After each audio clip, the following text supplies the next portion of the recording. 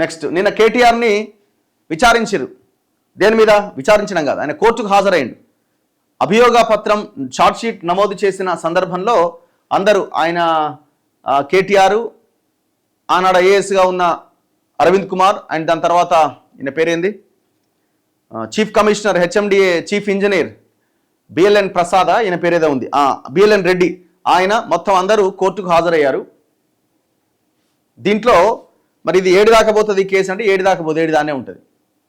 నిన్న కూడా చెప్పినా కదా, ప్రతిరోజు చెప్తానే ఉన్నాయి. ఆల్రెడీ బీఆర్ఎస్తోని వీళ్ళు ఆల్రెడీ కాంప్రమైజ్ అయిపోయారు. అంటే మిమ్మల్ని ఏమనం, మీరు ఎంత అయితే తిన్నారో అంతలో ఎంత ఇస్తారో చెప్పుర్రి. ఇట్లా విడతల వారీగా ఇచ్చుకుంటూ పోతున్నారు. అట్లా అంతకుమించి ఏం లేదు. లేకపోతే 25 లక్షల ఎకరాల భూమి ఎటుపా? ప్రభుత్వ భూమి ప్రైవేట్ పరమైంది. తెలంగాణలో 25 లక్షల ఎకరాల భూమి, మరి ఆ భూమి ఎక్కడ పోయింది? కాళేశ్వరం కక్కిస్తామన్నారు, ఎక్కడ పోయింది?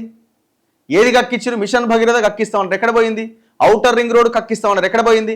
ఆ టెండర్ రద్దు చేస్తాం అధికారంలోకి రాగానే అని మాట్లాడిండు రేవంత్ రెడ్డి. ఎటుపా? ఎక్కడ పోయినాడు? దాని మీద సిట్టేస్తా అని హరీష్ రావు అసెంబ్లీలో క్వశ్చన్ అడిగిండు. ఔటర్ రింగ్ రోడ్ కేసు సంగతి ఏంది అనగానే, అబ్బా నువ్వే అడిగినావు కదా, నేను ఇక రేపు సిట్టేస్తా అన్నాడు. రేపు పోయింది, ఎల్లుండి పోయింది, సంవత్సరం పోయింది. ఇంతవరకు ఔటర్ రింగ్ రోడ్ కుంభకోణం మీద మాట్లాడుతుండా? మరి బీజేపీ వాళ్ళని క్వశ్చన్ చేస్తురా? ఆనాడు చాలా పెద్ద ఎత్తున మాట్లాడారు కదా, మరి మీరన్నా ఏమైనా ఔటర్ రింగ్ రోడ్ కేసు అని అడుగుతురా బీజేపీ వాళ్ళు? ఏముండదు, ఆ కంపెనీ వాడు చెప్తాడు, మైగో నేను నీకు కాంట్రాక్ట్ ఇచ్చిన, గొడవ చేసిర్రు, మరి గవర్నమెంట్ మారింది, నువ్వు నాకు సంబంధం లేదు, నువ్వు పోయి వాళ్ళ దగ్గర కూర్చో అంటే వాడు వచ్చి దగ్గర కూర్చుంటాడు. ఎంత ఎంత ఎంత రావాల్సిన కాంట్రాక్ట్ ఎంతకు తీసుకున్నావు? 30,000 కోట్ల కాంట్రాక్ట్ 7,000 కొట్టేసిన. చలో మరి నా సంగతి ఏంది? చలో మీకు 1,000 కోట్లు ఇస్తా, అయిపోయా, సింపుల్. ఒకటే దెబ్బతో తెగిపోదాడా? సేమ్ అట్లనే అన్ని వంచక తింటున్నారు.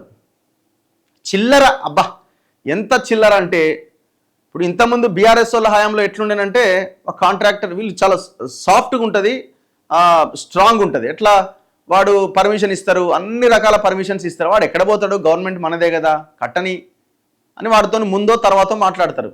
సో 4-5 టవర్లు కట్టిండు, 4-5 టవర్లు, ఒక్కొక్క టవర్లో 5-5 ఫ్లాట్లు, లేకపోతే సో ఇంత విస్తీర్ణం వాటా మాకు అని ముందే మాట్లాడుకుంటారు. అంత గట్టి అయిపోయిన తర్వాత అది తీసుకుంటారు.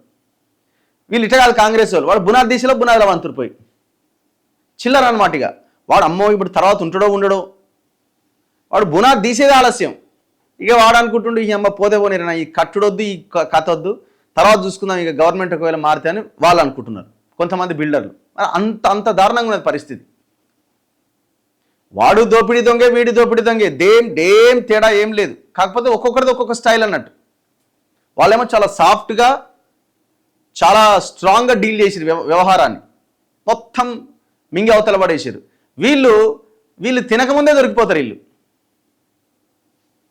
మొన్న ఆ మధ్య మనం పొన్నంబాబు అక్కడ చూడలే, ఒక ల్యాండ్ ఇష్యూలో ఎవడన్నా కొడుకు పేరు అన్న కొడుకు పేరు పెట్టి ఫర్మ్ క్రియేట్ చేసి ఆ ల్యాండ్లకు ఎంటర్ అవుతారా? వీళ్ళు ఎంటర్ అయ్యేటోళ్ళు అట్లా ఎవడో బినామీ పేరు ఎవడో పేరు పెట్టి వేసేటోళ్ళు. వీళ్ళు అమ్మో ఉంటుందో పొద్దు అని పెట్టు, మళ్ళీ వాడు బినామీ వాడు పెట్టినోడు మళ్ళీ వాడు దొబ్బేస్తే ఎట్లా, అందుకే నా కొడుకు పేరే పెట్టు అని కొడుకుల పేర్లు పెట్టుకున్నారు. అలా మనం పోతే మొత్తం అంతా ఓపెన్ చేసి ముందర పెడితే. సో ఇట్లుంటుంది వీళ్ళ వ్యవహారాలు. అయితే నిన్న ఈ ఫార్ములా ఈ కార్ రేస్తో 600 కోట్ల భారం పడేది అని ఏసీబీ చెప్తున్నది.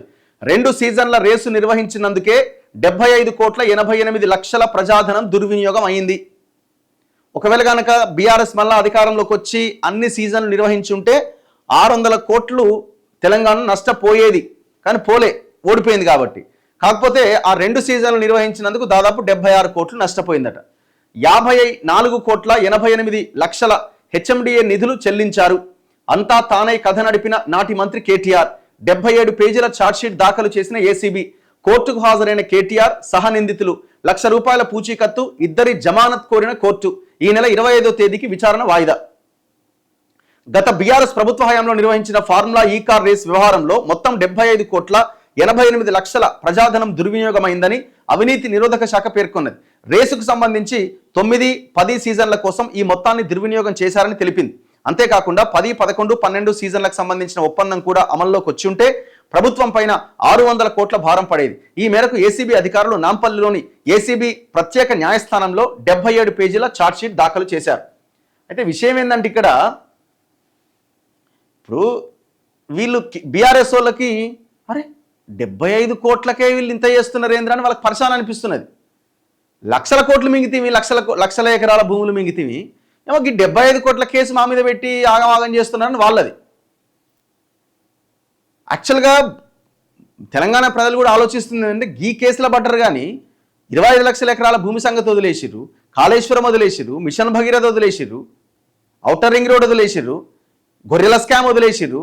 ఇట్లా మాట్లాడుకుంటూ పోతే అన్ని వేల కోట్ల కుంభకోణాలే, వేల కోట్లే.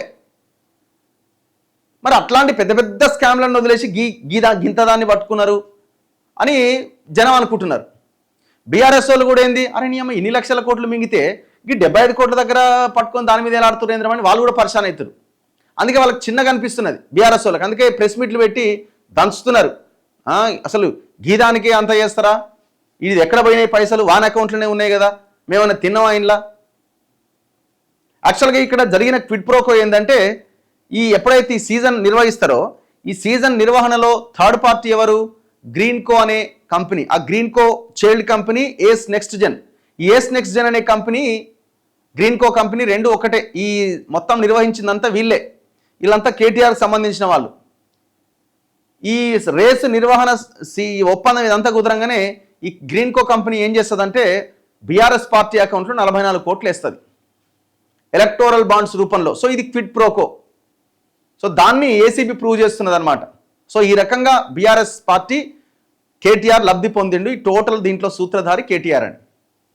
ఇది 100% జరిగింది. ఇది ఒకటే కాదు, కాకతీయ టెక్స్టైల్ దాంట్లో భూములు తీసుకున్న ఎవరైతే కంపెనీలు ఉన్నాయో, రకరకాల కంపెనీలు ఉన్నాయి, వాళ్ళు కూడా ఎలక్టోరల్ బాండ్స్ రూపంలో బీఆర్ఎస్ అకౌంట్లో డబ్బులు వేసారు. మెగా కృష్ణారెడ్డి డబ్బులు వేసిండు. ఇట్లా చాలా కంపెనీల ద్వారా ఎలక్టోరల్ బాండ్స్ ద్వారా వచ్చిన విరాళాలు అన్ని కలిపే దాదాపు ఆ పార్టీ అకౌంట్లో 1600 కోట్ల రూపాయల డబ్బులు ఉన్నాయి. 1600 crores. ఈ దేశంలో చరిత్రలో ఇంత డబ్బులున్న ప్రాంతీయ పార్టీ ఏదీ లేదు. బీజేపీ తర్వాత బీఆర్ఎస్ఏ. కాంగ్రెస్ వాళ్ళ అకౌంట్లో కూడా లేవనుకుంటా అన్ని పైసలు. సో ఇట్లా వీళ్ళు ఈ మింగుడు వ్యవహారం ఇదంతా. దీంతో ఈ ఫార్ములా కార్ రేస్ కూడా ఒక కేసు. ఇది చాలా చిన్న కేసు. ఇంకా బొచ్చడి కేసులు ఉన్నాయి. ఏ కేసు కూడా తెగదు, రాసి పెట్టుకోండి. ఎవ్వరు అరెస్ట్ కారు, రాసి పెట్టుకోండి. అయిపోయి 3 ఏళ్ళు అయిపోతుంది. ఇంకో ఎలక్షన్ 1 year అయితే ఎలక్షన్ సీజన్ అయినా. నెక్స్ట్ డిసెంబర్లో జిహెచ్ఎంసీ అయినా, అది కూడా పెద్ద ఎలక్షన్ అయినా. 300 డివిజన్లు, మామూలు ఎలక్షన్ కాదు అది. సో ఎలక్షన్లకు ముందే ఎందుకు అరెస్ట్ చేసి మళ్ళీ వాళ్ళు రోడ్డు మీదకి వచ్చి మొత్తుకుంటుంటే ఎందుకు ఇబ్బంది పడుతుంది కాంగ్రెస్? సో కాబట్టి 3 years అయిపోయింది. ఏమన్నా ఉంటే ఫస్ట్ సెకండ్ ఇయర్లోనే చేయాల్సి ఉండే, అయిపోయింది చేయరు. రేవంత్ రెడ్డి కూడా చెప్తుండే ఆల్రెడీ, వాళ్ళు జైల్లో ఉన్నా ఒకటే, ఇంట్లో ఉన్నా ఒకటే, ఫామ్ హౌస్లో ఉన్నా ఒకటే అని. అంటే ఆయన కూడా ఒక లైన్కి వచ్చి ప్రజల్ని మైండ్ సెట్ని మారుస్తున్నాడు. ఇక నేనేం అరెస్ట్ చేయను, వాళ్ళు ఫామ్ హౌస్లో ఉన్నా ఒకటే, జైల్లో ఉన్నా ఒకటే. మరి నిన్ను గొర్ర గుంజుకపోయారు కదా, బెడ్రూమ్ నుంచి ఎత్తుకపోయారు కదా, పిట్టి ఎత్తుకపోయినట్టు. మరి దానికి ఏంది, నీకేం అసలు పౌరుషం లేదా? నీకు అసలు కొంచెమన్నా కనీసం నన్ను అరెస్ట్ చేసిరు అని, సరే జనం సొమ్ము వదిలేయి, జనం సొమ్ము మింగిరు, ఎందుకంటే నువ్వు కూడా మింగుతున్నావు పక్కన పెట్టి, కానీ జనం సొమ్ము వదిలేయి, నీకన్నా పౌరుషం ఉండాలి కదా. అరే నన్ను బెడ్రూమ్లోకి వచ్చి ఎత్తుకపోయారు కదా, నా భార్య పిల్లల ముందు ఎత్తుకపోయారు కదా, రాత్రి పడుకున్న ఎత్తుకపోయారు కదా అని కనీసం కూడా లేదా? డ్రోన్ ఎగిరేస్తే నేను అరెస్ట్ చేసిరు కదా, 10 రోజులు జైల్లో పెట్టిరు కదా, 10-15 రోజులు. అంటే నువ్వు జైలుకు పోయినా, నిన్ను ఆగం చేసినా, నిన్ను ఇబ్బంది పెట్టినా, నువ్వు రాష్ట్ర ప్రజల్ని ఇబ్బంది పెట్టింది వదిలేయి. నేను ఎందుకంటే నీ కన్సర్న్ లేదు, కానీ నీకన్నా ఆ పౌరుషం ఉండాలి కదా. అంటే నీకు అట్లా కూడా నీకు పౌరుషం లేదంటే నువ్వు ఎంత ఫక్తు పైసలతో నడిచే, అంటే ఒక రోబో లాంటి మనిషి అన్నట్టు నువ్వు, అంతే కదా, అంతకుమించి ఏముంది. నీకు జరిగిన ఇబ్బందికి ఒక్కొక్క రేటు కట్టుకొని నువ్వు వాళ్ళ దగ్గర నుంచి గుంజుతున్నావు. తమాషా ఎట్లా ఉంది చూడండి తెలంగాణలో.